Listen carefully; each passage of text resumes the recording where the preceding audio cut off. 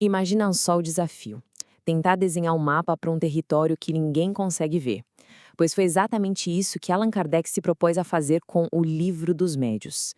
Isso aqui é mais do que um livro, sabe? É um manual de verdade, um guia metódico para a gente navegar nesse mundo fascinante e, claro, super complexo do invisível. Para a gente entender por que esse livro era tão necessário, a gente precisa voltar lá para o século XIX. Naquela época, a comunicação com espíritos era uma verdadeira febre. Só que era também um caos total. Kardec olhou para aquela mistura toda de curiosidade, de gente séria, com o espetáculo de salão e percebeu: precisamos de ordem aqui. A ideia dele era transformar o que era um passatempo meio arriscado em um campo de estudo sério e, o mais importante de tudo, seguro. E essa vai ser a nossa jornada por aqui. Primeiro, a gente vai entender por que um guia era tão crucial. Depois, vamos explorar os tipos de manifestações e o papel dos médiuns. Em seguida, analisar os perigos que existem nessa prática. E, por fim, chegar na solução que o Kardec propôs, o estudo organizado, em grupo. Pensa bem, em meados do século XIX, a mediunidade vivia em dois extremos. De um lado, era tratada como um joguinho de salão, sabe, para entreter a elite. Do outro, era vista quase como bruxaria. O que faltava ali no meio era uma abordagem sistemática, uma forma de encarar o fenômeno como algo natural, que merecia ser estudado com a seriedade que o assunto pedia. E é aqui que a gente vê o pedagogo que existia em Kardec. Ele não estava entregando uma fórmula mágica para sair por aí falando com espíritos. A proposta era outra. Fornecia um método de estudo, um passo a passo para guiar quem já tinha essa faculdade, garantindo que o uso dela fosse seguro e, mais do que isso, útil para alguma coisa. Essa citação resume perfeitamente o tom da obra.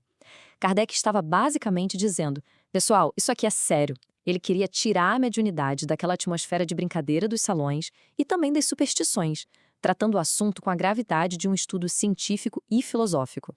Bom, com essa seriedade toda estabelecida, Kardec começa a organizar a casa. Ele passa a categorizar os fenômenos. E ele faz isso de um jeito bem lógico, começando pelo mais básico, pelo mais visível, as manifestações físicas. Agora, o que é realmente interessante aqui é a evolução que isso mostra. De um lado, a gente tem as mesas girando, as pancadinhas. Era como se o mundo invisível estivesse batendo na porta, sabe? Dizendo: oi, a gente está aqui. O objetivo era só provar que existia algo. Mas do outro lado, a coisa fica muito mais sofisticada. A psicografia, por exemplo, não só prova a existência, mas também a inteligência, a individualidade daquele espírito que está se comunicando é outro nível. Ok, se os espíritos são os comunicadores, quem é que faz a ponte entre esses dois mundos? É aqui que entram as figuras centrais desse estudo todo, os médiuns. E essa definição de Kardec é fundamental, porque ela desmistifica tudo. Ele tira o médium daquele pedestal de ser o escolhido, de ter um poder sobrenatural. Para Kardec, a mediunidade é simplesmente uma faculdade humana, uma capacidade natural nossa, que está presente em diferentes graus em quase todo mundo. E a diversidade é impressionante, né? O livro cataloga uma gama enorme de habilidades. Tem gente que é melhor para produzir fenômenos físicos, outros para ouvir, para ver ou para escrever. Isso só mostra o quanto o tema é complexo e o porquê da necessidade de um estudo detalhado para entender cada tipo de faculdade. Bom, se a mediunidade é uma ponte, a gente precisa saber como atravessar com segurança. É exatamente aqui que os avisos e o método de Kardec se tornam ainda mais importantes ao tratar dos perigos de uma prática sem disciplina e sem conhecimento. O principal risco que o livro aponta é a tal da obsessão. E é importante entender isso. Não é aquela possessão de filme de terror, tá? É algo muito mais sutil. É uma influência persistente, prejudicial, que vem de espíritos inferiores que tentam, aos pouquinhos, dominar a vontade de alguém. Kardec foi tão metódico que detalhou uma verdadeira escalada de risco. Começa com a obsessão simples, que é mais uma influência chata, incômoda. Depois pode evoluir para a fascinação, onde o médium é totalmente iludido e perde a capacidade de julgar as coisas direito. E o ponto mais grave é a subjugação, quando a vontade da pessoa é paralisada e ela pode ser levada a fazer coisas contra os próprios princípios. Então, o ponto crucial é este. A vulnerabilidade não vem da mediunidade em si, mas das nossas próprias imperfeições.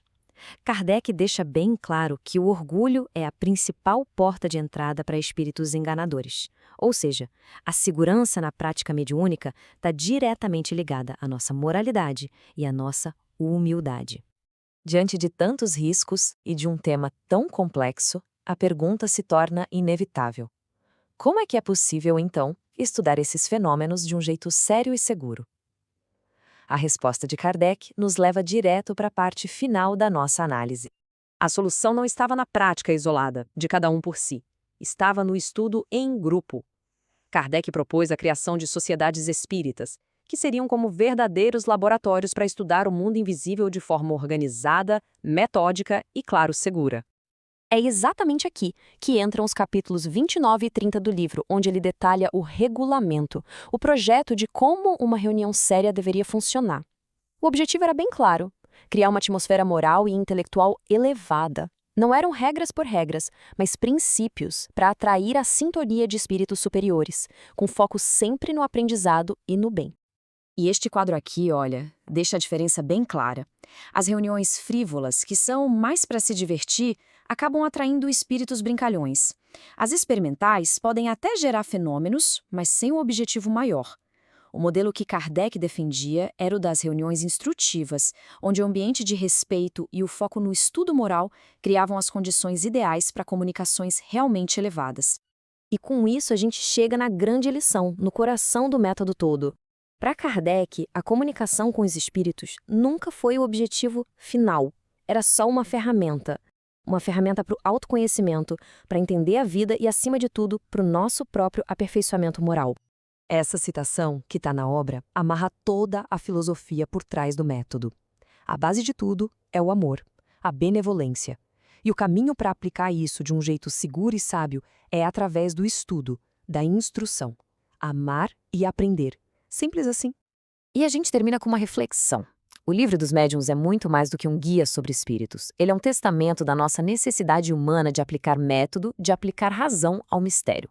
E nos desafia a pensar o que acontece quando a gente encara o desconhecido não com medo ou com leviandade, mas com a disciplina de um cientista e o coração de um filósofo.